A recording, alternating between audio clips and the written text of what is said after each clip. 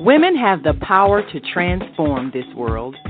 We can end crime and violence if we all agree to do one thing: share. Let's share our wisdom, share our time, share our talents, share our finances, but most of all, let's share our love. This is the Female Solution.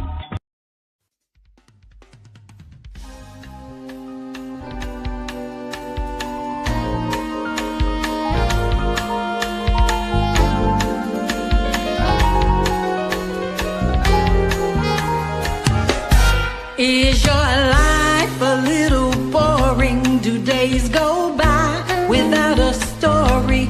Do you long to know the glory of your days? Is there a march you haven't marched in? Is there a place you should have been in? Have you lost your step just trying to find your way? It's time to dream a dream, live a dream. It's time to dream a dream, dream a dream. If you're asleep, it's time to wake up. It's time for you to go and make up for all of the unfulfilled days of your life. Then go to a place and be bolder, fulfill the need and shout out louder. Do all of these things and don't you ever be afraid. It's time to dream a dream, live a dream, dream a dream, dream a dream. Don't let life pass you by. Live a dream. There is no reason why. Good morning, you coffee breakers that made it up bright and early and are here to join me today with Coffee Break Live with Senabella. I'm your host, and I'm happy to be here with you. And for all of you who know me, I know that you are just a blessed individual because you blessed me multiple times just by being present. So how you doing today? It is Monday. Oh my God. Monday. No, it's not. It's Friday. See how confused I am already. I want it to be over. I don't really want this to be over, but I just got a little ahead of myself. Anyway, how you doing? How are you? It's been quite a period of time, hasn't it? It seems like from one Friday to the next, there's a multitude of things that go on and that really cause you to think outside the box. Like, what's going on? How am I going to get through this next day, this next moment? And what in the world is happening? I mean, we have so many things going on outside of our personal lives. And so we tend to want to either step back away from it or step into it. And I say that to begin my journey in discussing a little bit about my guest today, who's coming into the room, Susana Sandoval. This amazing woman is someone who I've had the pleasure of knowing for a few years. But you know how you know someone, but you don't know them, and then you find out about them, and then you go, oh my God, this is who I've been around all this time? Well, that's the way it has been for me with Susana. And I've had the pleasure of working side by side with her on small little things, but not really having the depth and the character of who she really is. Some people walk around and they're very quiet and modest in their appearance and when they speak, this humble kind of presence. And so there's always that question, like, what's the rest of that person all about? Who is that? And how can I clarify my time with this person? Well, I have this time this morning, and I've had it over the last week. And I think that you're going to be super excited as I am to, one, meet her, acquaint yourself with who Susana Sandoval is, her mission in life, and who she is as a mother and a person to the tribe in which she's from. I'm going to read a little bit about who she is before she comes on. But before I even do that, let me see if I got anybody talking to me this morning. I want to say some good mornings to people. Oh, right in the room, as early and bright as morning. JJ, good morning, dear heart. How are you? Good to see you here. Wonderful, wonderful, wonderful. How's the sky above you? Isn't it something? I'm asking you how the sky is because JJ, she takes these beautiful captures of the sky and she posts them every day, and she puts this most beautiful music alongside it, and it tells a story. You know, we all have a gift, and sometimes we come into our gifts a little later in life. And I don't know how long you've been doing this, JJ, but thank you so much for being here. It's good to see you. And I just want to keep moving on because I don't want to waste a minute. I want to make sure that I put Susana on the up online so we can see her and talk to her. She's in, but she stepped away for a second. So let me read you a little bit of something about Miss Susana. Okay, let me share a little bit about Miss Susana with you so you can get to know her. And it says she's a mother, a daughter of the fifth son of the Lakota sun dancer, and she's a Lakota sun dancer and water pourer. We're going to ask all about that, right? Rituals. Susana continues building momentum on issues of sovereignty, food, water security. That's what they consider to be a basic human right, and it's defined as that. She's a community developer with a specialty focus on association chamber management, a nonprofit practitioner, social entrepreneur, investor who is also an NALAC, National Association of Latino Arts and Culture Fellow, who co-created the Juba Collective, a multidisciplinary arts performance ensemble. So I'm going to bring it to the on camera so you all can take a look at this beautiful sister and we can get started. So make sure you leave your comments. We're open to all and we're ready to get going. Good morning. How are you, Susana? I'm blessed and highly favored. I hope you are too. It's good to see you. You too. You've been on quite a journey this weekend, huh? Yes, I have. Yes, we have. Yeah, she's been all over the world. You know, this sister, she moves around so much. I remember when I first met her, she said, "Oh, I'm just coming back from the Black Caucus." I'm like, really? Thinking to myself, oh, she's been to the Black Caucus. And then next time I saw her, you said, "What you doing?" "Oh, I'm just coming back." I'm like, oh my God, she travels all over the world and she does some amazing things. So are you feeling lifted? How's your energy? I'm excellent. I'm doing really well. Just getting a chance to get some well-needed sleep, rest, to reboot, you know, and I think that we're living during some pretty interesting times where we're going to need everybody, all hands on deck, and really looking forward to the things that you and I get a chance to create. What gets created after this moment that we're here together, the folks that are listening to this visit between you and myself, and the community that you've been able to create. And so it takes one to know one, right? It's a reflection. Absolutely. I'm just a reflection of the goddess in you. Oh, my mother. I really think that it's, you know, I'm happy to be here today.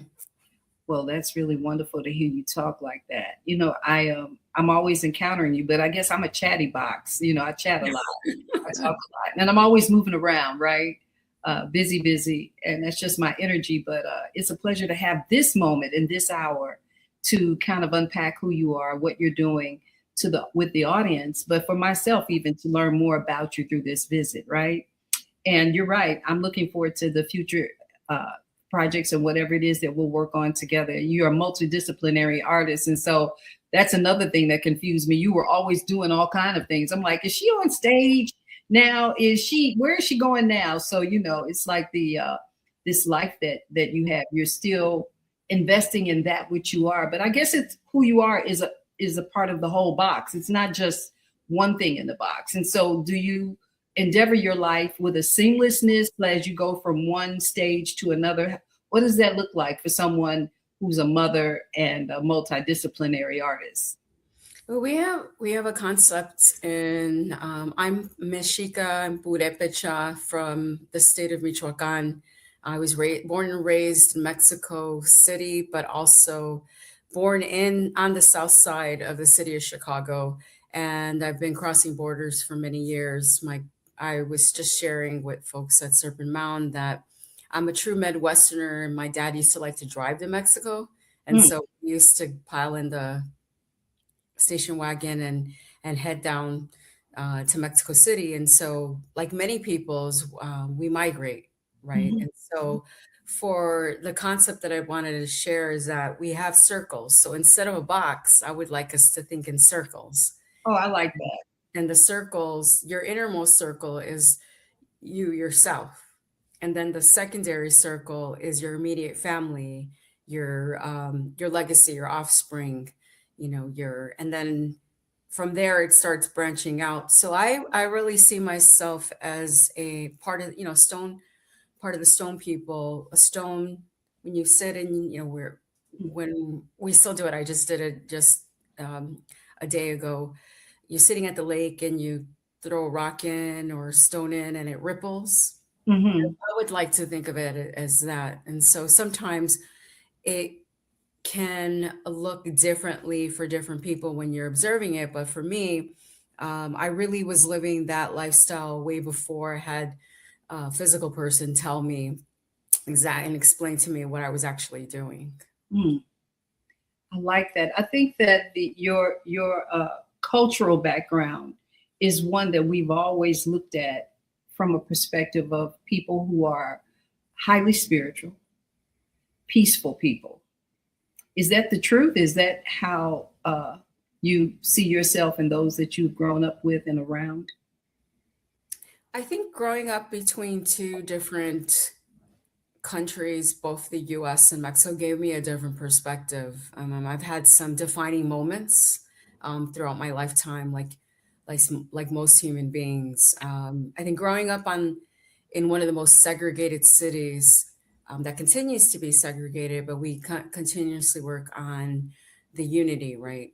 I do believe that I come from a peaceful people. I believe that I come from and I hope that I'm able to serve my ancestors and my own legacy of bringing people together. I have learned that peace is a better tool than to be warlike. I think that I've learned through the seasoning of seasons to try to be the calm before the storm, even though I may be the storm. I heard that. Say you are a woman, right? Exactly. I'm definitely the storm, but I tend to come into spaces very differently. I think your defining moments really change when you're rooted in a spiritual foundation. And I'm grateful to Bertha and Trinidad Sandoval, who my father was a son of migrant farm workers, turned farmers who migrated up from the southern state of Michoacan and into California, where the Sandovals are still in California. And the majority of them are in the East Los Angeles suburban areas of LA. But, they came through, my grandparents came through California and they migrated across the United States, picking different crops with the seasons. And my dad was born in Summer Lake, Minnesota. And so when folks ask if I'm first generation or second generation, it's a little challenging because it depends on how you define America. It depends on how you define the United States. It depends on how you define generation. And we are, coming from a challenge of where, like my mother, she also migrated, her family migrated up from Mexico City and into Chicago, where during a time period in the 60s, where she went to school in the 60s, and different time periods of entering Chicago. My dad came to Chicago to work in the steel mills and the south side of the city of Chicago. And the Midwest are learned for being hard workers. That's what we do. We work. and we gather and we unify. And I think some folks call us the heartland of America. And that's really who we are. And I would like to think that I'm doing justice to my parents, of just serving the community, continue to serve the community with all my gifts. I think that as the decades go on, and the days go on, that I'm learning who I am, and I'm being more rooted in using the gifts that I've been given, and being observant and being mindful of the words that I use, how I use them, how I show up.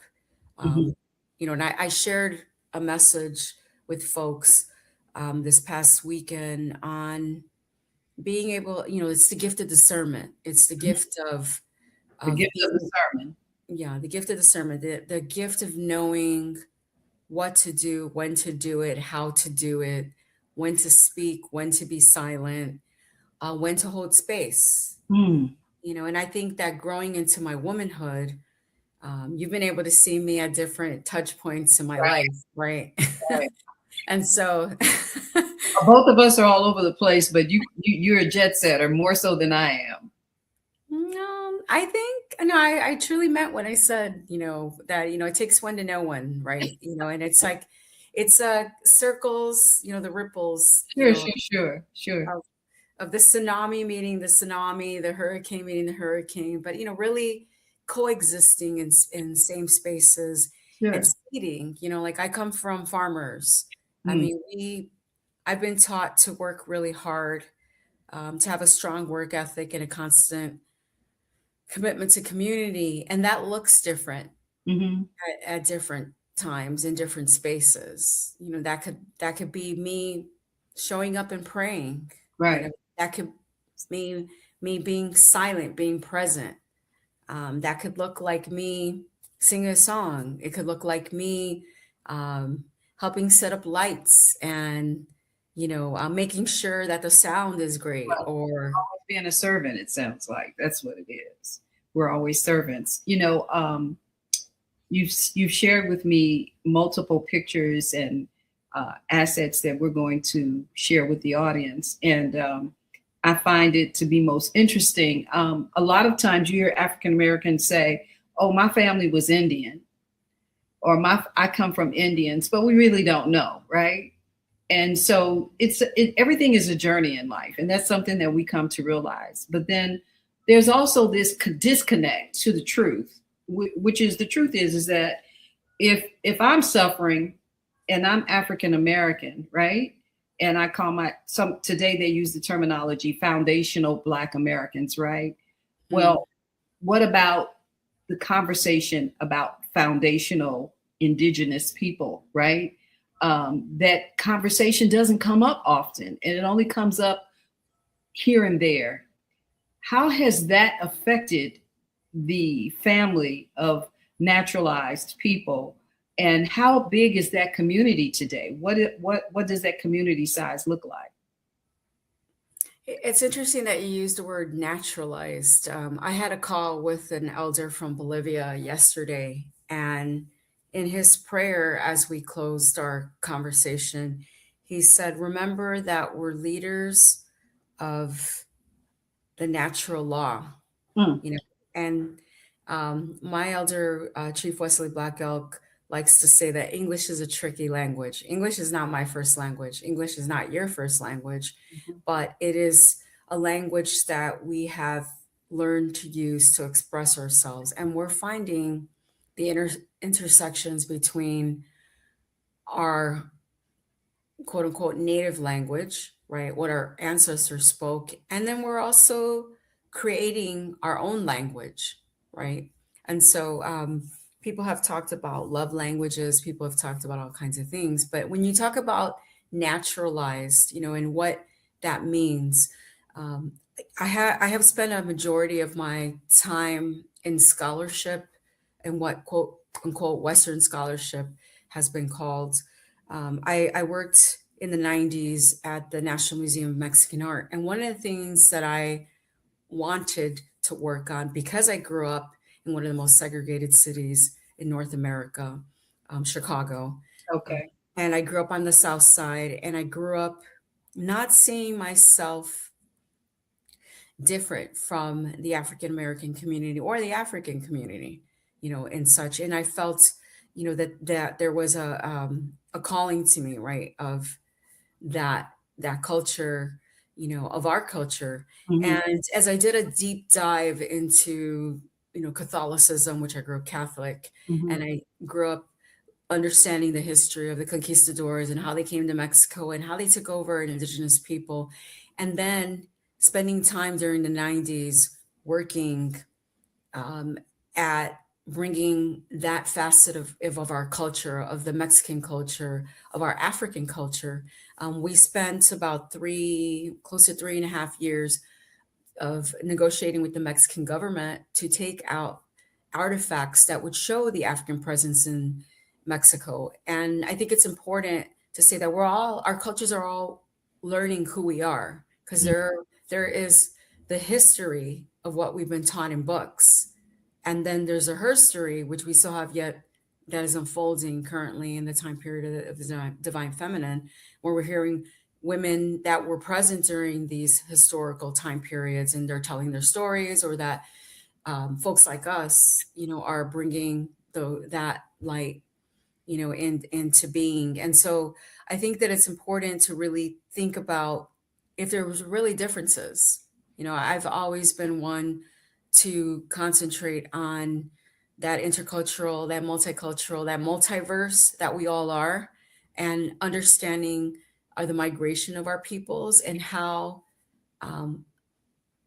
rather than letting somebody else define us, Mm-hmm. Mm-hmm. defining ourselves and looking at those commonalities and those similarities. So the exhibit was called The African Presence in Mexico, and there is still a traveling exhibit, the National Museum of Mexican Art in Chicago, which is the largest Mexican museum in the United States. Susana, I'm wondering, how do you go about, and well, first of all, the name of your tribe what is the name of your tribe? Purepecha. So Purepecha is one of the tribes that I'm from. It's the tribe that I most identify with during this trajectory of my life. Purepecha. Purepecha. And their language they speak is Purepecha as well. And it's in the south. It's just south of Mexico City, southeast. And what does Purepecha mean? What does it mean? Purepecha it means like the people.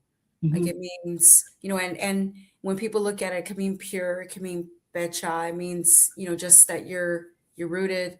It's the purity of being rooted and such, but I'm a Shika. I mean, and that's the thing, the fallacy of Mexico, right? People think that, there's just the Aztecs or there's just the Mayans. But in one state alone, like if you look at the state of Oaxaca, there's 216 dialects. So there are as many people and there are as many tribes and dialects as when we discuss talking about coming from Africa. Correct. And all the different countries and all the different languages and so forth. So it's not as small as we may see it, because it's not really at the forefront of our conversations. There's a lot of education that we all need. And I think that today, because there's so much struggle, that people are now beginning to become more sensitive to who's in the room or who doesn't have a voice, right? Correct. And so one of the jobs that one of the things that are part of your mission that I've taken note to is that you go around and you speak and you educate and you share and grow in a lot of different communities. And you've worked very hard also within the African American community and what we need. And earlier you said that you grew up in Chicago and you didn't see yourself that different, or you were immersed in the African American community as well, right? And so you have children and they're with an African American man, correct? Correct. I have children with someone who is I would say a cultural expert, cultural worker, someone who is an elder in the African American community in Chicago, in a global sense. And we birthed two amazing human beings. No doubt. Your children are excellent. Who are, Charisma and Kassan are excellent musicians. they're human beings in the global sense. They're the citizenry of the work that they do. I've been humbled to be their mother. I tell them that all the time with tears in my eyes of like, I'm just grateful that I was able, Right. that they've taught me, Mhm. that they've taught me so much that, that they have, come into the world fiercely, Mhm. um, and gently. Mhm. Are they as involved in the work that you do, or are they? What do they lean into more? What do in terms of their heritage? Are Char- they do they lean more into both, and or are they more involved in one or the other? Charisma is a part of the urban farming movement in Chicago. She's an urban farmer who has, in Chicago, we have a lot of city lots that have been turned into food oases because as a lot of the city have been food deserts, were high priced, poor quality fruits and vegetables, and she's part of that movement. I'm very proud of that's on both sides of the family. Both sides of the family have farming, um, roots. And we're farmers, we're gardeners. We tend to the soil, we see things, and she's very much also a jewelry designer. Kasan is a sound engineer, a musician, a great um, orator that we still have yet to hear, as he's evolving, as is Charisma. I mean, Charisma just finished a 2-year Public Allies Fellowship, um, where, in her closing remarks, like for the fellowship just blew, everyone away. I really was like, wow, she's very much the Well, I had historian. a chance to meet both of them and work with them in the same instance, and I was just blown away. And I remember seeing you, I think either later that day or later that week, and I was just like bubbling over. Uh, it's really something when we get a chance to meet the lineage of our friends' children. Uh, when we meet them and we see how those connections are, and you see the spirit of that person within their children, right? But there was even something greater for me because they truly are themselves, but at the same time I could sense their mom and their dad in them, and that's really wonderful. I think that we're talking roots here today. We're talking about the root of who we are. I want to take this all the way back to the beginning about prayer. My mother was a prayer warrior, and this morning the first thing you said to me, give me a minute, I'm still in prayer. And I thought to myself for a moment, it just gave me such calm and such resolve because I remember my mother sitting in the chair early mornings, head down, praying. And so that is not just a ritual, it's something that is, for me, when I think of prayer, I think about resetting. Mm. I think about resetting. I think about being in one with myself in this universe and aware. Prayer has allowed me to become more aware of people, things around me, to put my energy into a place where there is a caring for that, right? So it has a very substantial essence and function in my life. In your in what would sent to me, the way that it speaks of you and the prayer, you're I wanted to pull it up and see if I could read it so I could say what I am about to make it right. But I think I might have to go to commercial and come back and say it. There's a line here. But let's just to talk about prayer a little bit before we go and take a break. And then I'll come back and ask that question a little better. How about that? Okay. So I think what you're asking is to talk in general about prayer, and so I mean I grew up Catholic. I grew up Catholic on the south side of the city of Chicago. Yeah. I grew up being groomed to be a nun. Which is an interesting thought because I still do very much feel that like I'm walking with my vocation, that I'm walking in the work that I need to be doing. But that looks differently at different times. Prayer, there's an African proverb that says you need to pray with your feet. I definitely believe that I've taken that on.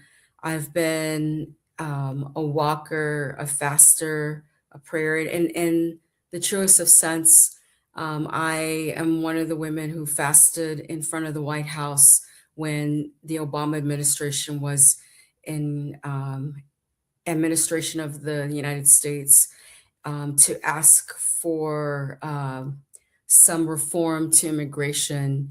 There were 10 women that decided to do that. And they asked me, well, what are you going to do? You're going to protest. And what are you going to do? And like, no, we're going to pray. That's all we're going to do.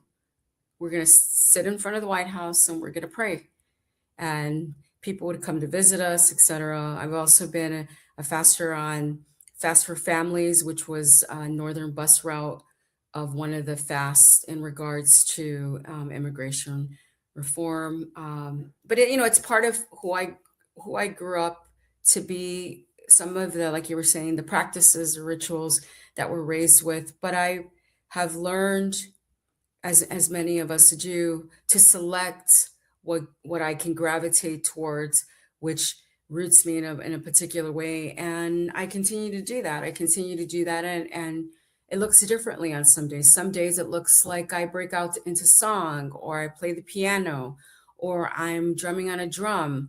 And some days it looks like all of that in a row, or it looks like today I'm going to sit and I'm going to call, and schedule a few meetings, with folks, or I'm going to host, a gathering and ask folks to show up. That looks very different. And I think that that's in the times that we're living in, when there's bombings, over, children and families, and so many world events happening and so many local events happening, right? Because again, the rippling effects, right? Mm-hmm. And being conscious to how do we one, instead of you trying to control the world, let's control ourselves first, because we are a world within a world within a world within a world. As I explained the concept of the circles, right? Like we're a multiverse ourselves. So the effect that we have and the sound vibration is making sure that our calmness is there. And a lot of times too, people can misinterpret you being here, being there, being spread too thin, but they don't know what our capacity is, right? Mm-hmm. Because I've had a lot of people ask me, well, how is it that you're doing what you're doing? And then I'm like, well, I'm not the only one that's doing it. I have helpers. I have ancestors that are helping me. Absolutely. I have sometimes, what do they say? The journey begins when you just step out there, and then it unfolds, and then you're like, I'm deciding to do this. And now, I'm working to do that. I know when I decided that I was going to run for public office, it wasn't going to be an immediate thing. It was an 8-year planning process, and I had to weave what that path looked like. I had to ensure that people were going to be included in a particular way. And it was not focused. Yes, of course, I would love to serve in the US Senate.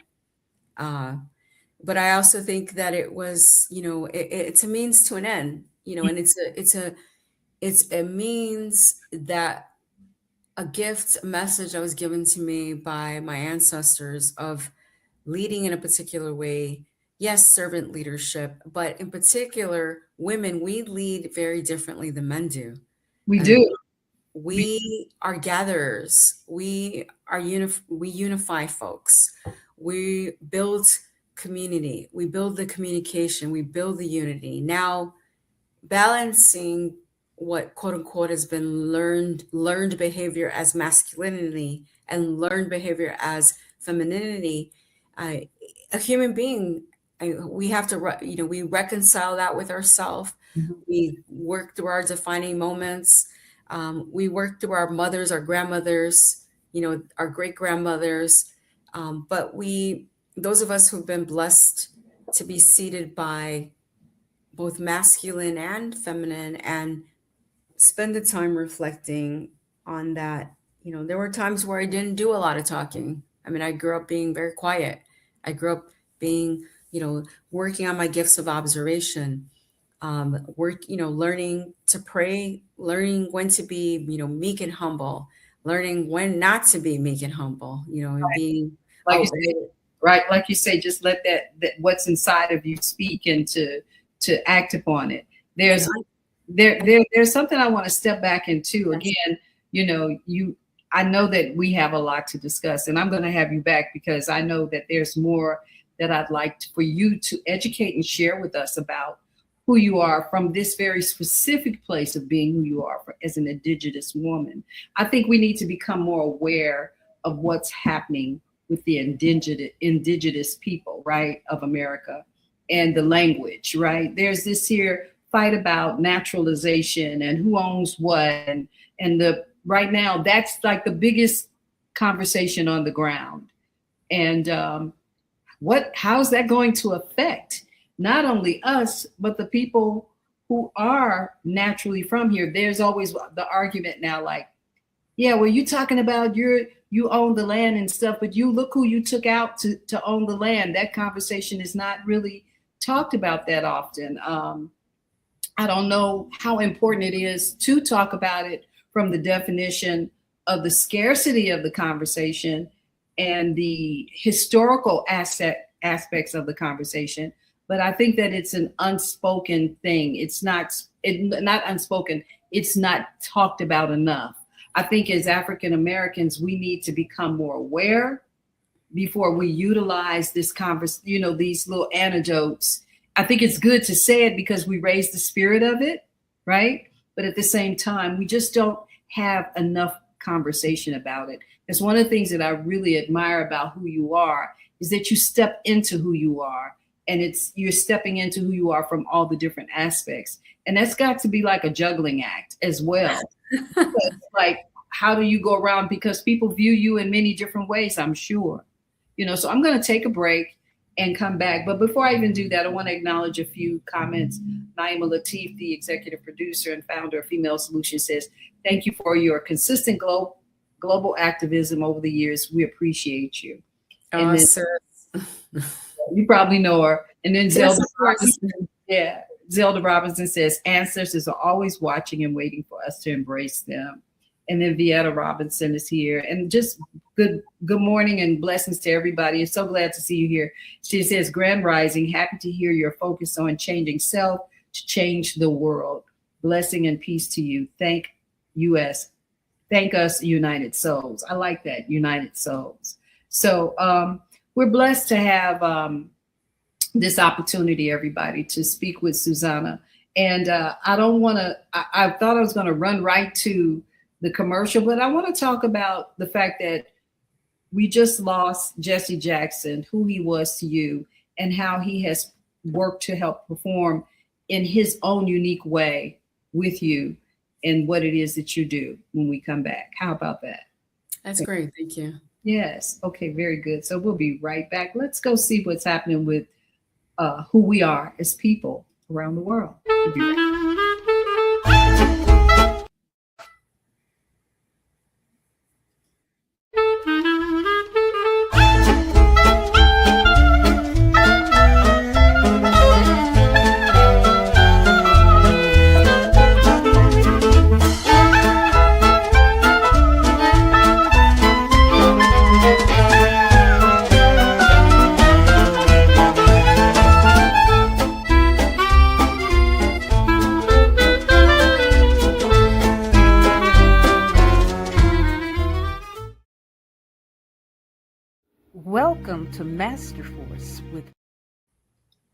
Welcome to Masterforce with Mushim Suit.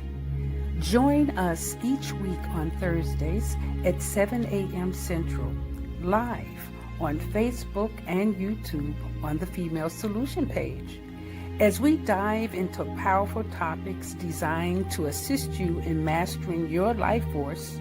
Our conversations feature a diverse lineup of experts, all dedicated to your growth.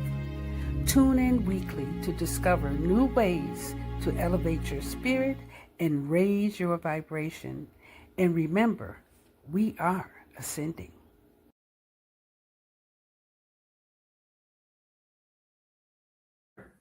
And we're back. Now, I want to get right back into it because in 2016, you invited Reverend Jesse Jackson to the front lines of the Standing Rock Prayer Camp against the Dakota Access Pipeline and served as an assistant to the tribal consultant elder as well as the tribal nation. So let's get into it because what was that temperament like and how did Reverend Jackson see himself in that equation? What did he speak about? What was the connectivity? So, firstly, that was at the tail end of my run for US Senate in Illinois.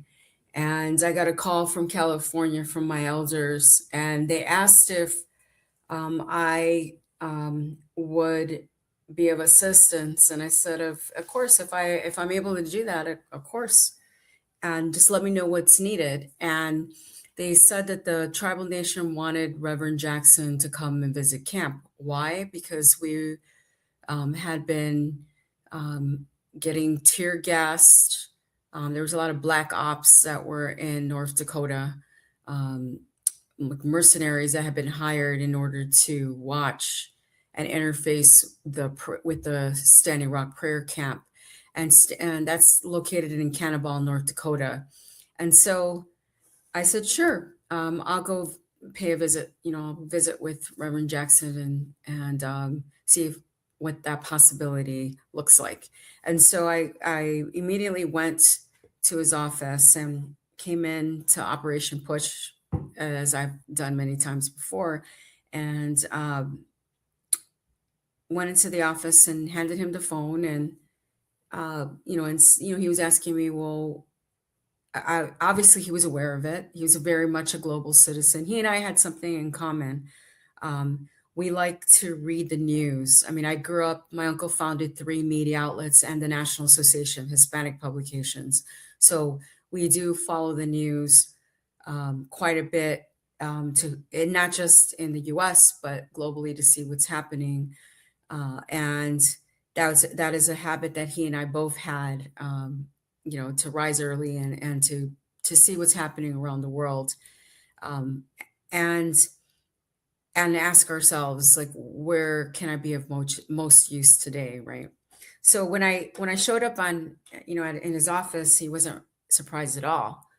He asked me, what was needed, and I said, well, rather than me tell you, let's put you on the phone with the tribal chairman. Let's call him right now and have the two of you speak. And so they did, and the tribal chairman said, we'll speak to Susana and, figure that part out and let us know what's needed on our end. And so he hung up the phone and he looked at me and he said, so what do you think is needed? And I said, well, this is what I think we should do. And, a visit would be great, X, Y, and Z. And then he said, well, let's go tomorrow. You ready to go tomorrow? And I said, sure, let's go tomorrow.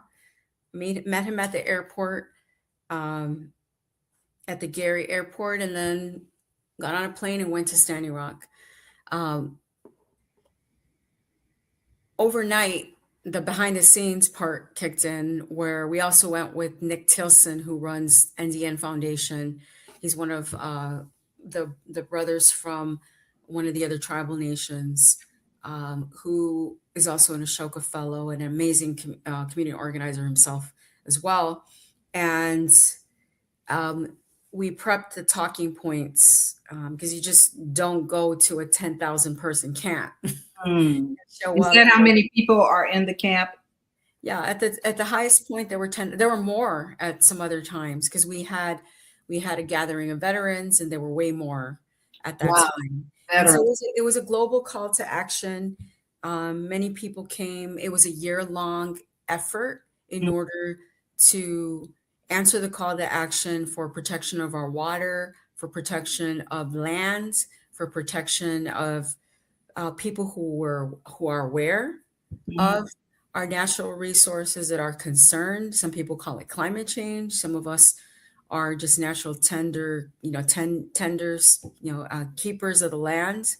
And in essence, no one owns the land. We're all migrating. And so I think it's important to remind ourselves that, while we're charging people for clean water, Mm-hmm. every time I go to the store and buy water, it seems, it seems odd to have to pay for something that our ancestors, your ancestors, wanted us to have. Why is it polluted? Those are questions that a lot of people at camp were asking themselves, like, what that call, to action. And so it was apparent to me when we landed, and I had heard of racism. I had felt racism over the years myself, but when Reverend Jackson came off that plane, definitely saw what racism looked like. I Oh my. mean, from the time that he stepped down into the airport, it was apparent that yes, we were aware that KKK is literally all over the United States still, and even are some of our leaders Embedded in our culture, in our land, in our Exactly. everyday comings and goings, right? And so that time period of stepping down, that touch point of seeing that history, of realizing that, in 2016, we're still dealing with the same things that we were dealing with decades ago. And Reverend Jackson said to me, he turned and he said, it's still happening. You need to see this. Not that you're not aware of it, but I'm glad that you're seeing it with, in this way. Spending time there, press conference. He got on a horse. His handlers weren't handling him. I was telling him, Rev, you need to get down off that horse, right? I mean, he's a people person. Yes, he was. Walking around, and it's something that I was able to tell, his family members, his children. It's like, I did the best that I could do to handle your dad, but you know what that's like. trying to handle Reverend Jackson is People do what they want to do. right, exactly. He's still a person, right? That's the thing. We're still people, even though people see us as precious and coveted in a certain kind of way. Exactly. And the one thing that happened as we were trying, we were going to go for the day, correct? And we were going to go for the day. And when it was time for us to wrap things up and to head out of camp, it was going to be challenging to leave because, I mean, who doesn't want Reverend Jackson to stick around for a bit, right? Or to live in that moment and to sing songs and to do the things that we were doing, and have the exchanges at camp. But he knew that we were going to just come for the day. And as we were leaving, the state police showed up and insisted that Reverend Jackson come to see the governor. And he was like, well, if the governor wants to come and see me, he can come here. He can come here with our people, and we can sit and we can talk. But there's no way that I'm going to go and get in a car with you all or follow you all to go to the Capitol and meet the governor. Like, the governor needs to respect the nation state that the tribal nation is. And that's the fallacy of and my critique even of, President Obama was that he sent a letter. He never came in person. He was adopted by the Cree Nation, adopted into the family of the Cree Nation. Wow. For support of his run for the presidency, and never showed up. Wow. That says a lot. Yeah, it speaks. Yeah, I'm sorry. I just have to interject. That speaks volumes, because I was thinking as you were speaking of Reverend Jackson, God bless his soul. May he have peace and great value in the life that he's now entered into and continue to guide us. That was the difference, though. Is one thing about being charismatic and performative in the seat in the places that you go. It's another thing about showing up. And showing up is something Reverend Jackson seems to have as a legacy. Everyone who speaks of him showing up. And in my few short encounters with him, the showing up was always obvious, right? And just being around wherever it was that he was. And that spirit is what helps us to come to kind of look at who we are, to define who we are and what we should be as servant leaders. And so he used his enormous personality, his amazing charisma to sort of broadcast his messaging by his actions and showing up, not just speaking, right? And so that access to him in that way is very performative for people who are there looking at it. What was it like for the tribe in the day that he was there, and what he said in terms of saying the governor can come here? What was that like for you and the tribe to have heard him say that? It was profound. I mean, I know. I mean, I know most people don't understand how the government works. Most people don't understand the Constitution. We talk about amendments, and we in grammar school we all have to take a Constitution test.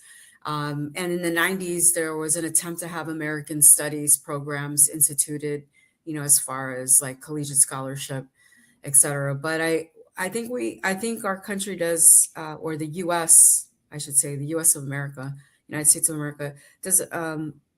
We could stand to redefine our American identity, and that's currently what we're living through right now. Mhm. Is like making America great again. Who's going to do that? What does that look like when we're celebrating the history of a country that's so young compared to so many other cultures, to so many other nations?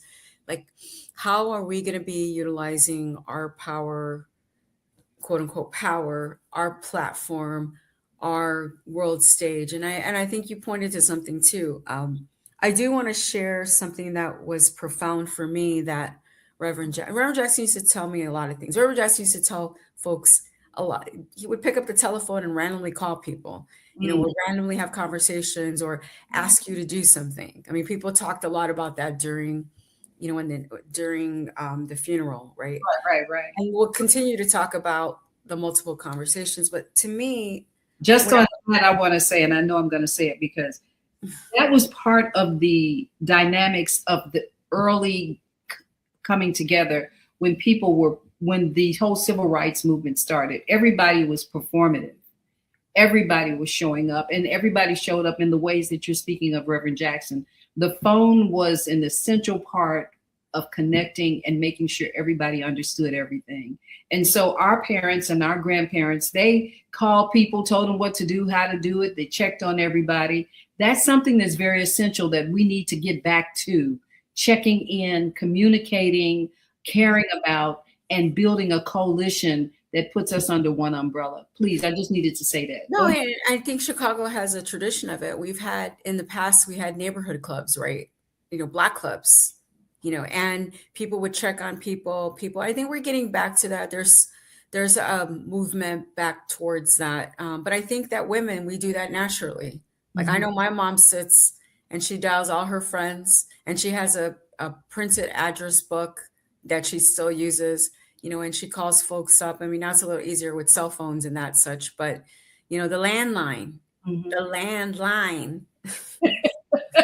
know what I'm saying? The landline of like, was that a landline or a cell phone, right? Yeah. Right. But it's a landline, right? Like where you pick up the telephone and you call so and so and that kind of thing. But I mean, that you're correct in that saying. But the message that Rev said to me that day was profound. He said to me, as we were, there were three of us in the vehicle. There were more of us in the vehicle, but the two that got out, Reverend Jackson got out and Nick Tilson got out. I'm a community organizer. I'm a direct action organizer. If those of us who know, we lock down on equipment, we sit in, we do a lot of things, right? Including going to jail. Including getting arrested for some really great reasons, getting into good trouble, right. Like people real civil rights, right? Right, exactly. In all of what civil, nonviolent civil disobedience looks like, right? And I try to get out of the car. I'm getting out of the car, and we're all getting out of the car. Like the three of us are getting out of the car, and he turns to me and he says, "Not you, Sandoval." He says, "You represent our future." He goes, "This may be my last rodeo, but you need to stay in the car because you're going to be the keeper of our future." Now, part of me, the feminist, and I don't consider myself a feminist, but the raging feminist in me is like, wait a second. Like, is it that I'm a woman and, that, you don't want me to get out of the car? I need to get out of the car. Like my grandmother's just telling me to get out of the car. But I listened to what he said, which was a message that some of the elders have told me as well. It's like, not sit still, but witness, right? And I witnessed that scenario. There's some footage out there somewhere on the local channel station of him actually telling them, if the governor wants to come here, tell him to come here, and that was what that exchange was about. And then he got back in the car and we laughed about it. And then we started unpacking, on the plane back to Chicago. And he started telling me, sharing parts of his history, right? When I went to Memphis, and stood at the Lorraine Motel, I heard things. The Lorraine Motel. Yeah. That's a lot. Okay. The Lorraine Motel tried to piecemeal together what Rev had shared of part of his trajectory, of his life experience, and stood there still to try to remember what he told me, look at the balcony, talk to the elder. There's an elder woman that's there. I think she goes there every day. That's her commitment, is to be there every day. And she said, until I pass, I'll be here every day. And, I'll share what people want to hear. If the people want to listen to me, they listen. But like to stand there and to witness, and to put pieces of the puzzle and let it, fill in, right? And be mindful of, that's it. So when I stood at Lorraine Motel, it seemed familiar. It seemed familiar, when in different time periods of my life, when I've been in Brooklyn, New York, and there's a crypt of ancestors of African slaves that has not been recognized. And I know that. And I walk over to the person and I said, do you know what's here? And they're like, well, we're not exactly sure what's here. Well, we need to figure out what's here. Right. Like those are touch points, and being mindful of, as the sister commented, the ancestors are always speaking to us, but are we necessarily listening, or is the creator speaking to us? Is it time for you to speak? Is it time for you to be silent? Is it time for you to witness? When and how long are we going to be silent? Like it drives me crazy to see, and it reminds me, of what I'm supposed to do when I see all the ICE raids. I know what I'm doing. Oh, wow. I know that people are concentrating on the differences, not the similarities. Like the piece of paper that is our Constitution. Concentrating on the differences and not the similarities. That's a very statement. We're redefining what it means to be American right now. When I have traveled, last year I traveled to various countries in Latin America to find out why people want to come here. Why do people want to come to the United States of America? Right. I've asked people, I've met with communities, I've asked individual people to share stories, but to go to those communities and see how people live and see similarities and differences and see the access, and see just how privileged we are as US-based Americans, and how much food gets wasted here in the US. How many people still go hungry? We're running out of time, but you said something that really just set right inside of me. And I need to say it again. We do need to ask ourselves, and we need to really define, what does it mean to be an American? That was very profound when you said that. It set a tone for everything that we're about to get into as we come into this here reality of everything being torn apart, only to get to that one question: what does it mean to be American? What are we really trying to do to save ourselves as American people? Because after it's all said and done, we're under this one notion of being American, right? We get our driver's license, our passports. We walk around and we fight about things such as color, gender, uh, who's wealthier and who's not, right? But what does it really mean to be an American? I think that we're gonna wrap it up here, and I want to leave that with you to discuss for the next minute or so. How do you define, what does it mean to be an American? And I want to say I'd like to have you back. If we can get you back next Friday, I'll clear the books and we'll do it, and we can pick up from there. But what does it mean to be an American? I think everybody needs to put that in their head and try to understand, what does it mean to American, and what to be American, and what are our benefits of that? Why are we fighting for that? No, and I always make a distinction. What does it mean to be a US based American? Like, I use that language a lot because America to some folks is North America and South America. It's a much larger than just the US, and so we have to spend time understanding that. Like, from my spiritual practice, I believe in the prophecy of the eagle and the condor are going to be reunited. Doing that work. I do that work with the ceremonies that I do with spiritual elders, the convenings that we do, not in the United Nations. I mean, the United Nations is one format of people gathering in the Permanent Forum on Indigenous Issues. I mean, I'm in my 9th year as a Human Rights Commissioner for that. But the more important conversations happen in our communities. And I think we really need to understand what the we the people mean, right? Mm-hmm. What does we the people of the United States of America, like, at some point I had that memorized, right? Like, it was a homework assignment where you had to memorize it and you had to understand it. Right. Again, we all took Constitution tests, but American, what does it mean to be a human being? What does it mean to be conscious, self-aware, but also giving? What does it mean to be such a quote unquote first world power and be in control of so many things, but yet not want to give?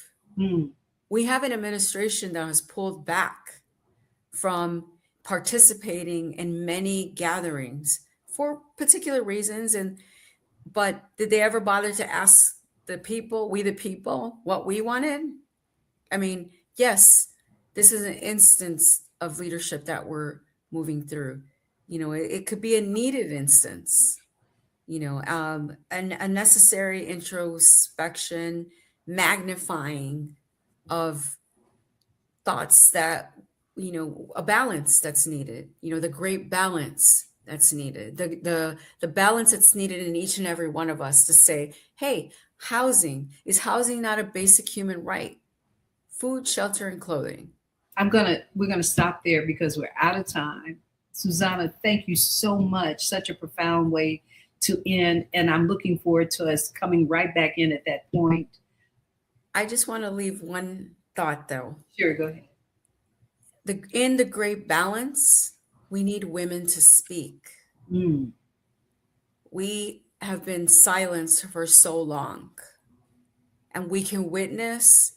And there are many people like Fannie Lou Hamer or Rosa Parks or Maya Angelou or Dolores Huerta or, the list goes on and on, right? From different communities of women that have utilized their voice to speak for others. But I want to take this time to make a call to action, to ask the folks that are watching this, that are witnessing this, that are gathering here.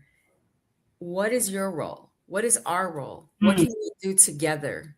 What can women do together? How can women be supported so that we can lead differently? We have always been leading.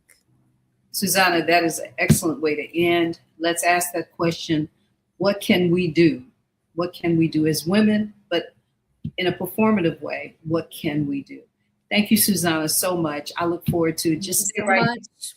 You sure? Everybody's still tuned in. I'm going to go ahead and close the show out, everyone. And we're going to look for Susana to see if she can get back in with us this next Friday. Thank you so much. I'm Senabella. And this is the Coffee Break Live with Susana Sandoval. Thank you so much. We are global transformers, changing the world from the way it is to the way it should be.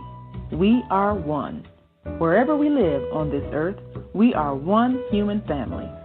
On behalf of our team of radio hosts, I'd like to extend a greeting to all the members of our family, whenever and wherever you may be listening around the world. To our family in China, Ni Hao. In India, Namaste. In Japan, Konnichiwa. In Korea, Annyeonghaseyo. In Russia, Здравствуйте. In Germany, Guten Tag. In Poland, Dzień dobry. In France, Bonjour. In Spain, Hola. In Italy, Ciao. In Egypt, Ahlan wa sahlan. In Ghana, Akwaba. In Nigeria, Peleo. In South Africa, Sawubona. In Senegal, Nangadef. In Kenya, Jambo. In Israel, Shalom. In Pakistan, Afghanistan, Palestine, and Saudi Arabia, Assalamu alaikum. Greetings, and may